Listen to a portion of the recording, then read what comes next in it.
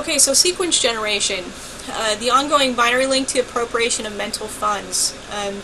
That sounds strange, but it's basically these incorrect data correlations that we had as a result of the child phase, and these attributed events and triggers create random mapping, which can be exposed at a top-down view of all the issues at hand. So what I mean by that is, if you were to make a laundry list of all the things that drive you crazy and make associations, give it a theme or a feeling or an emotion or an attribute beside each thing. So let's say you made a big, nice, long list of all the things that drive you crazy, and next to that you put an emotion or something you think it is next to it, and see if there's a theme or a pattern there across those things. So, if getting yelled at is something that has shown up, let's say on your list of 20 things to deal with for today, or to tackle for today, it's 10 of those things. Fear is a recurring theme, or getting yelled at is a recurring theme, or being clumsy is a recurring theme. You want to identify where did I first have this, where did this issue first show up in my life, and then you're going to do muscle testing to identify is what age bracket you were in, and then you're going to want to essentially identify who's this related to, or what is this related to. Is this a place? Is this a person? Is this an object? I mean, you can do this kind of muscle testing to really kind of narrow it down to what this is related to. And let's say the issue that occurred, let's say you do find a theme, and the theme is, feeling scared, and you can only identify the first time you felt really scared, or the first time that something scared you to the point of, that's related to this issue of your boss yelling at you, for example. Let's say you feel scared, and the first time you felt scared, let's say it's 3, but you don't remember what happened when you were 3.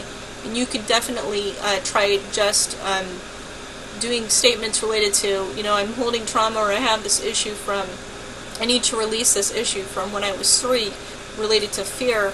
And you can try and do this in a broad stroke, believe it or not. You can do this in a broad way, and then you will do the in and out statements, the positive, negative statements, and the, I make other people feel fear, I feel fear, and we'll do some of these examples. I'm going to give you lots of good examples on how you can do that in and out.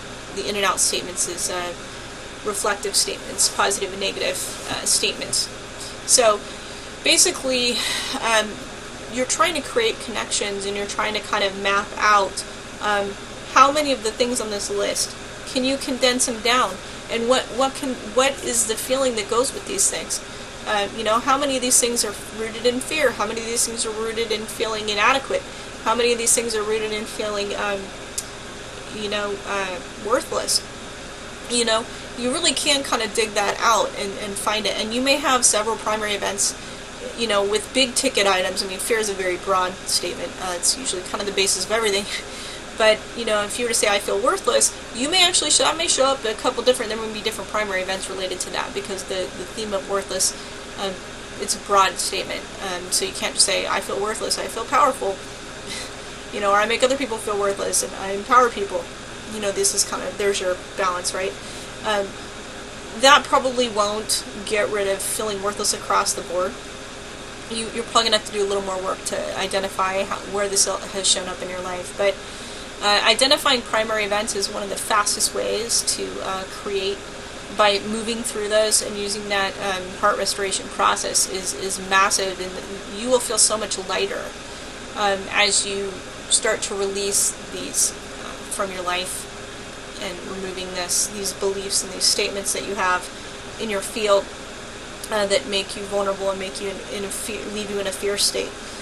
So as you change those out and putting in empowering statements into your field, and identifying where you've had these primary events occur that were charged, you're taking the power away from that, and you're putting in something new and more powerful. So you're literally redefining who you are by changing these statements and getting rid of the stuff that's in your field that's still causing you to be in a low vibration state.